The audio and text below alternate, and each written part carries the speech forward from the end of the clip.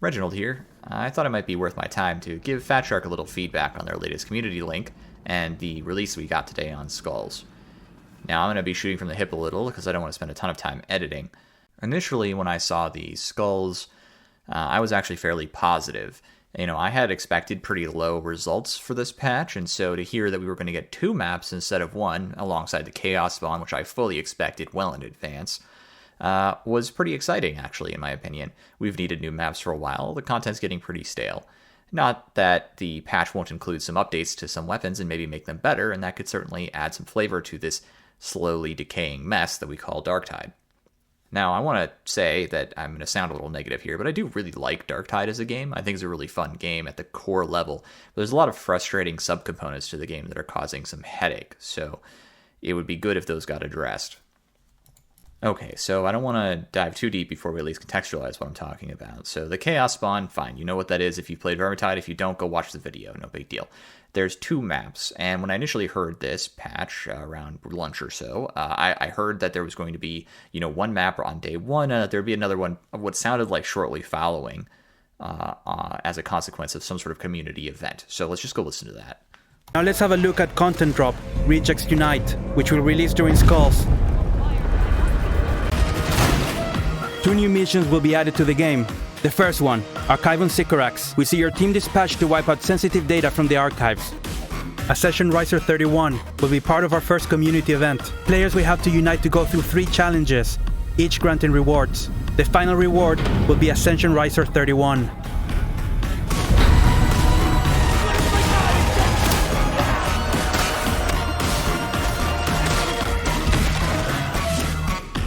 An old friend will also be added to the game, the Chaos Spawn.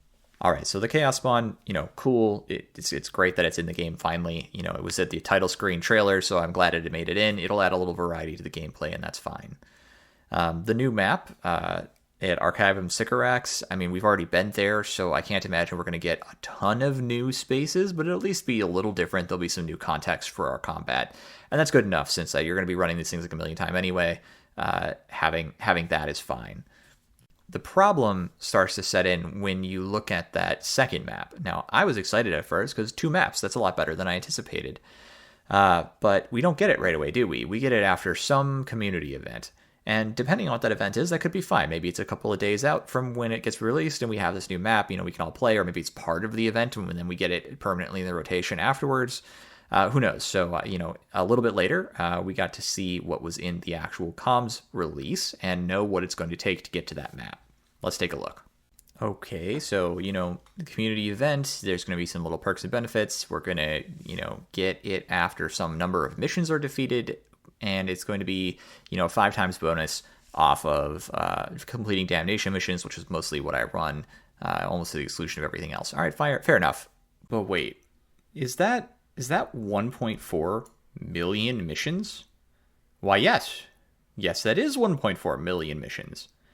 How long is that actually going to take? Okay, so I'm not going to do the math here, but the community appears to have done the math, and it puts it on something of the order of a month to unlock this map. It might be a little shorter, it might be a little longer. Either way, that's quite the grind to get content we were promised in this patch. That feels pretty bad, not least because we've been waiting on real gameplay content for at least a month and a half, if not longer at this point. Maybe 2. The last thing I remember was the cosmetics patch, and that was really just an Xbox thing, more than it was for us PC players. Which, is fine. I'm glad the game is developing towards a better state, but I don't think that's the worst part of it. I think there's something that I need to tell you about that makes this a lot worse. You see, for the last 4 months or so, the community's been pretty unanimous on 3 key feedback points. We want to get rid of the mission difficulty locks. The high intensity, low intensity mission issue has been constant and is driving people insane. So we're locked out of the difficulty we want to play. We're locked out of the crafting of material of weapons we want to play. A friend of mine just said he couldn't get a Lawbringer because the crafting was too effed, and so now he's SOL on that front, and that's a bummer for him. And for us, because now he's gated from content by the fact that there's these horrible locks on perks and blessings. Some weapons are blessing dependent, and you can't really run them without getting the right ones. They don't shine unless you have the right ones, and then you just get stuck behind RNG. Okay. The other one we have is the siloing of resources. Unlike in Vermintide, your character, your class, has resources, and each character class has its own resource pool, and they're not shared at all. So if I go play my Zealot for like 100 hours and then want to go build a weapon on my Veteran so I can kind of rank him up a little faster, I can't do that. I have to play him for as many hours as I played my Zealot to get the same level of gear and equipment. That's terrible. Who wants to do that? So here we are. We've been waiting months for content, and we've got all these problems with locked content being gated away from us without any real easy way to access it, right? So there's stuff we could be doing and enjoying, but we actually can't. And what does Fatshark do? Fatshark adds a new map that is locked. Can you believe this? This is ridiculous. I mean, I have plenty of room to forgive dumb decisions and bad mistakes. I mean, we're all human, and running a business is hard and fine, but could you have not given us all the middle finger quite so hard? They didn't even say anything about the community feedback we've been giving them for the last like 4 or 5 months. This is like unanimous across like every website I browse. No one likes all the locks and gating. It makes it hard to play the damn game. So why are you gating the content that you are delivering to us? Not only that, but it doesn't make sense from a business perspective. I'm a business person. I have to manage products for a living. Let's look at a graph. All right, let's look at a little flow chart of how a normal business would work and then what Fatshark is doing real quick. All right, so a normal business model for a game like this that's always online as a live service is you sell cosmetics for real money. That's where you make your money, after maybe your initial sales bump or whatever. But you're trying to get people in the door so they buy your cosmetics. Cool. That's fine. I know some people hate that model, but I just think it's fine. As long as the business understands what the model actually requires to be profitable, then those businesses that don't fail, all right? So you sell the cosmetics for real money. You get more selling done by getting more players involved. And so if you're going to want to get more players involved, you're going to need good reviews on your product, and you're going to need some sort of something of value that the player wants to actually participate in your product over the long haul. So you're going to want to add some more content. You're going to want to add good content. That's how you're going to attract the players who will then give the product good reviews, which will get you more players, which will allow you to sell more cosmetics, thus accomplishing your goal of making money. Instead, it seems to me that what Fatshark has done here is they're going to sell cosmetics for real money. Okay, fine. But they're going to get less and less sales by continually losing players and cratering their game. And then they're going to get even less players by blocking game content off from them by making it impossible to get to through all these locks. And then on top of that, releasing locked content. They create new content and they don't let you use it unless you play a bunch of the old content, which we've already done to death at this point.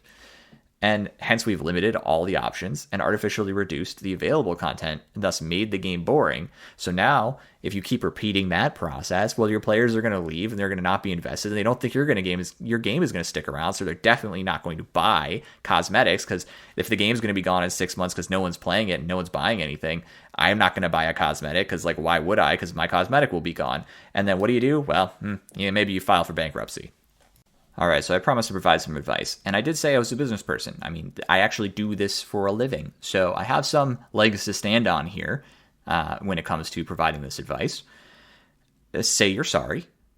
Say you didn't realize that this was a bad idea at the time. We thought it would be kind of fun, and we could create something neat for you guys, but we've seen your reception of how you feel about this outcome. And we're going to change course. We're going to change course immediately. We think that we want the community event to still go forwards, but we're going to make a different third tier reward for you. Maybe it's some cosmetic you can slap together real quick or whatever. Maybe it's a bunch of money. I don't care. A bunch of in-game currency. It doesn't really have to be anything important. Or maybe you just say, hey, we're going to significantly reduce the time to victory. Or maybe the player themselves has to complete 5 missions personally in order to unlock the map, but they don't have to do a bunch of missions to gate this off them. It could be something really mild, really minor by comparison, so that it's easy to get to and the player base doesn't have to wait a month to get the content you just released. Okay, other option. Say you're sorry and it was a bad idea, but you just thought it would be a fun idea, so that happens.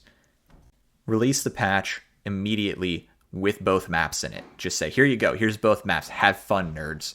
And you know what? We'd all be happy with that outcome too. I mean, either of those approaches is going to solve this problem.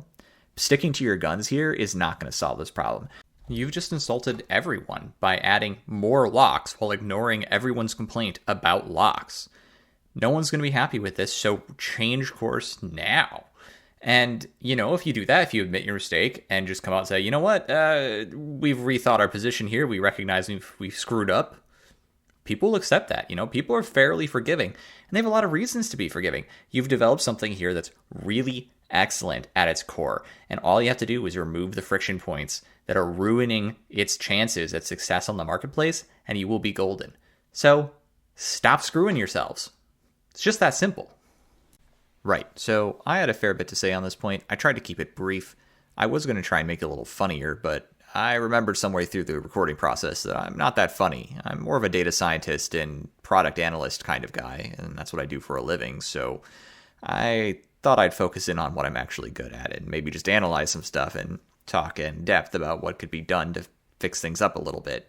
There's plenty to talk about fixing in Darktide, and I didn't want to get too deep this time because actually I'm going to be really getting deep on that subject in my review of Darktide after I get hands on the patch notes. So you can look forward to that, though I'm sure it will take me a lot of time.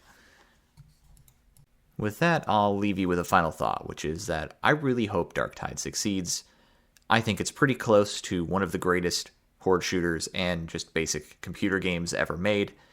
And if they could just pay attention to what they're hearing from their loyal player base and maybe implement some of it, get rid of all the friction points maybe, they might have themselves an absolute gold mine, which they can sit on for many, many years and enjoy raking in the profits while making something really fun. That'd be good for everybody. Thanks for visiting, and I really appreciate you giving me your time, and I hope you have a wonderful week. Perhaps I will see you in a game on Monday, because I'll certainly be trying out that new map, at least the one we're allowed to play when it comes out. Good night.